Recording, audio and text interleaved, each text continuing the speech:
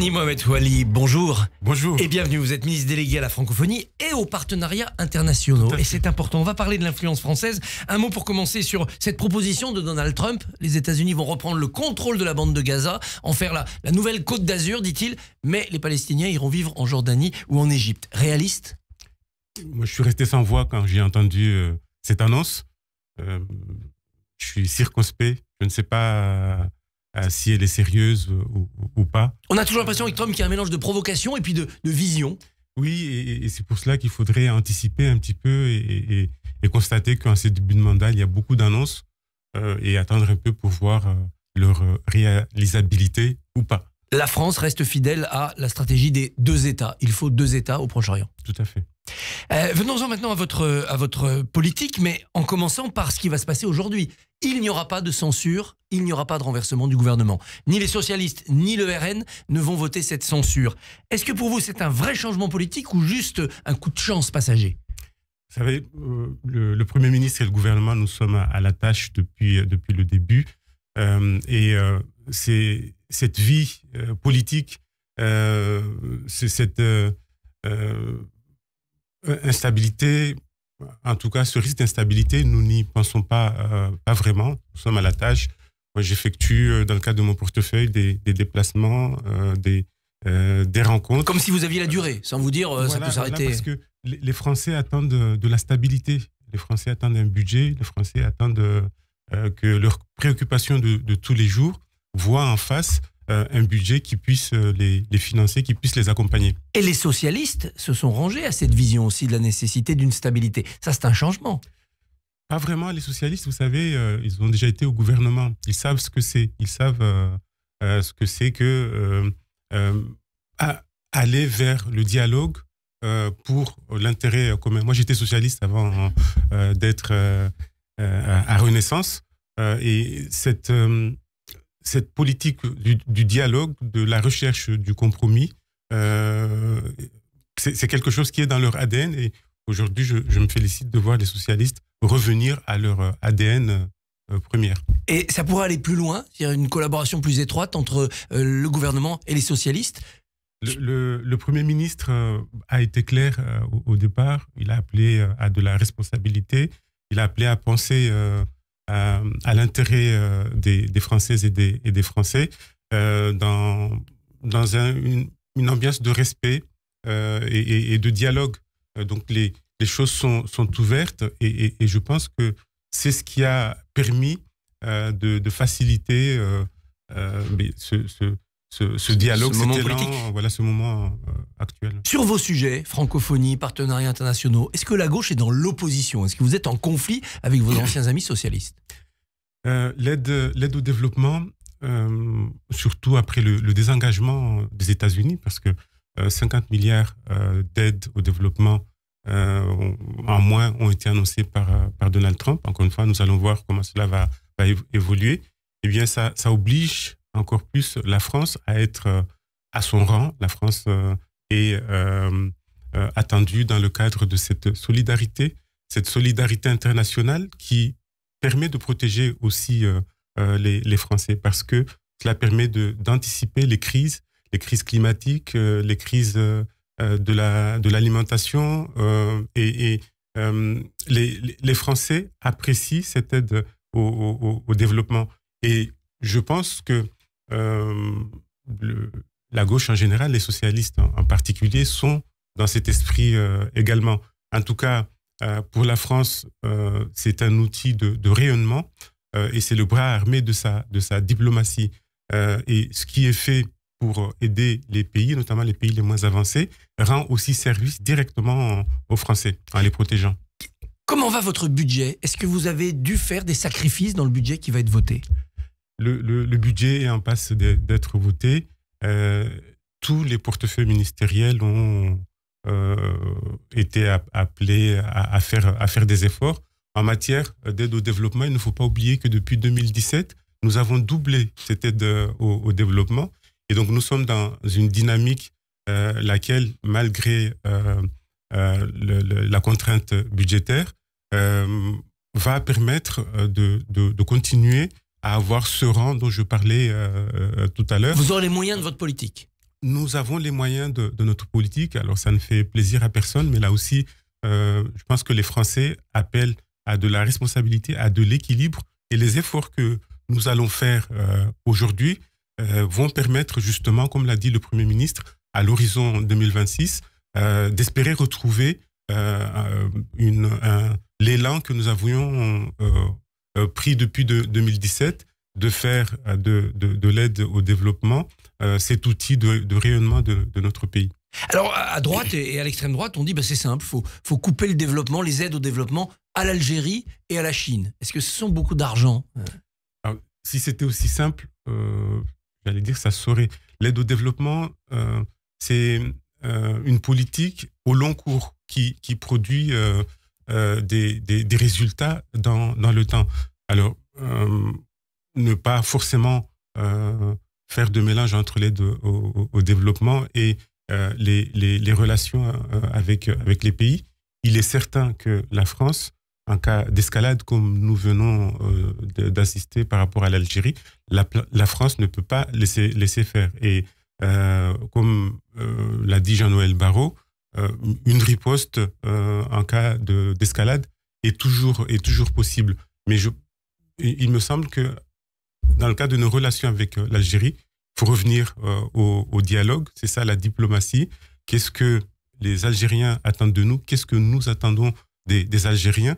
Et c'est dans ce cadre que nous allons déterminer nos relations par rapport à l'aide au développement. Encore une fois, l'aide au développement empêche des crises, empêche des mouvements migratoires, les anticipe. Et c'est à ça qu'il faut le juger. Parfois, les deux sujets peuvent se rejoindre, mais pas toujours. Alors, il y a aussi le reste de l'Afrique, où la présence militaire française diminue, elle s'éteint. C'est vous qui prenez la suite?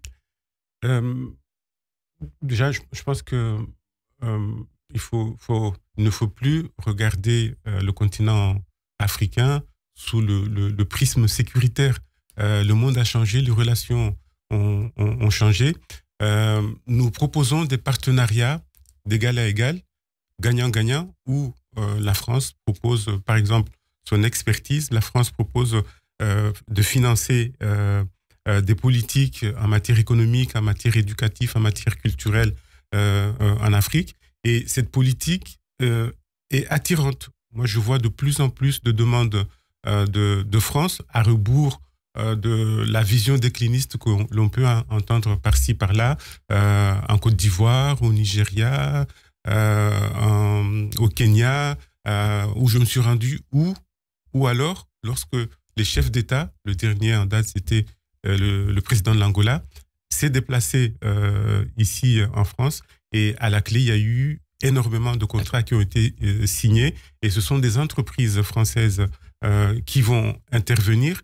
Et à la clé, eh bien, ce sont des emplois dans ces pays, en plus de concrétiser leur politique en matière d'adduction d'eau, en matière agricole, en matière de développement général. Vous écriviez dans une tribune publiée par Le Figaro que c'est une page nouvelle qui s'écrit, mais qu'évidemment, il y avait encore les frustrations et les douleurs du passé, c'est-à-dire du passé colonial. Vous sentez encore ce besoin en Afrique d'obtenir de la France des excuses, une repentance, un mea culpa? Alors, cette page nouvelle s'inscrit à partir du discours de Ouagadougou du président de la République en 2017, qui cette nouvelle page consiste, lorsque c'est nécessaire, de regarder notre passé, y compris le passé douloureux en face, et permettre ainsi de rebondir. J'ai fait une séquence mémorielle, mon dernier déplacement était au Cameroun, où il y a eu cette restitution d'un rapport qui est revenu sur un épisode de l'histoire commune entre le Cameroun et la France. Et pour moi, c'est important de regarder ce passé eh bien, pour l'assumer et mieux entretenir des relations. C'est quelque chose, je me sens encore plus responsable de mener ces actions. Moi, étant français, né à Mayotte en France, dans le continent africain. La gauche ne votera pas la censure sur le budget, mais le PS va déposer une motion de censure, 49-2, sur le terme de submersion migratoire. Quand vous avez entendu François Bayrou s'enliser dans cette querelle, vous vous êtes dit c'est pas une bonne expression, il ne faut pas y aller? Il me semble que l'expression était employée à l'occasion de l'exemple de Mayotte. Le sentiment de submersion migratoire. Voilà. Je pense que le Premier ministre a pris suffisamment de gants pour qu'on ne lui impute pas directement cette expression. Et s'agissant de Mayotte, c'est quelque chose qui est décrié de tous les Mahorais. Et la responsabilité d'un politique, c'est d'écouter les Français. Et à Mayotte, ils disent ça. À Mayotte, ils disent ça. Il faut trouver des solutions. Et de façon générale, lorsque nos concitoyens se plaignent d'un problème, il est de notre responsabilité de regarder de quoi il s'agit et d'y apporter des réponses. Je pense que ce fut la démarche du Premier ministre. À Mayotte, le plan s'applique maintenant, on reconstruit, ça avance bien? Il y a eu la phase d'urgence. Il fallait sortir de la stupeur. L'île a été pulvérisée, comme vous le savez. Et puis, hier, au Sénat, à l'unanimité, le projet de loi d'urgence a été voté. Comme quoi, c'est un exemple supplémentaire que lorsque les enjeux le nécessitent, nous sommes capables et nous devons, nous politiques, avoir des accords. Donc, cette loi d'urgence a été votée et vous savez, la reconstruction sera dure, sera longue. Il faudra de la patience et il faudra que cet élan de solidarité qui m'a bouleversé, qui a énormément fait chaud au cœur aux Mahorais, eh bien, continue jusqu'à ce que cette île puisse s'en sortir, parce que cet épisode a été vraiment dramatique. Vous avez fait votre entrée au bureau exécutif de Renaissance. L'avenir de Renaissance, l'avenir du macronisme, c'est Gabriel Attal 2027? L'avenir de Renaissance, ce sont tous les marcheurs, ce sont toutes les marcheuses. Nous avons créé ce mouvement que nous devons continuer à structurer. C'est Gabriel Attal qui est à la tête de ce mouvement. Je le remercie publiquement de la confiance qu'il m'a fait en me désignant secrétaire général adjoint en relation avec le Parlement. C'est tous ensemble, nous l'avons élu très largement, c'est tous ensemble que nous allons incarner l'avenir de Renaissance, à la tête de laquelle se trouve Gabriel Attal. Eh bien, Thani Mohamed Soilihi, ministre de la Francophonie et des Partenariats Internationaux, merci et bonne journée. Merci, à bientôt. Merci beaucoup Christophe, rendez-vous demain 7h45, votre invité sera François Cornu-Gentil, ancien député socialiste de la... Non, député LR, LR voilà, de la Haute-Marne et surtout spécialiste de la Défense. Spécialiste de la Défense, c'est et ça. ancien conseiller de Michel Barnier pendant un passage passage à beaucoup de Matignon. choses à dire, à demain. Radio J, retrouvez le bar.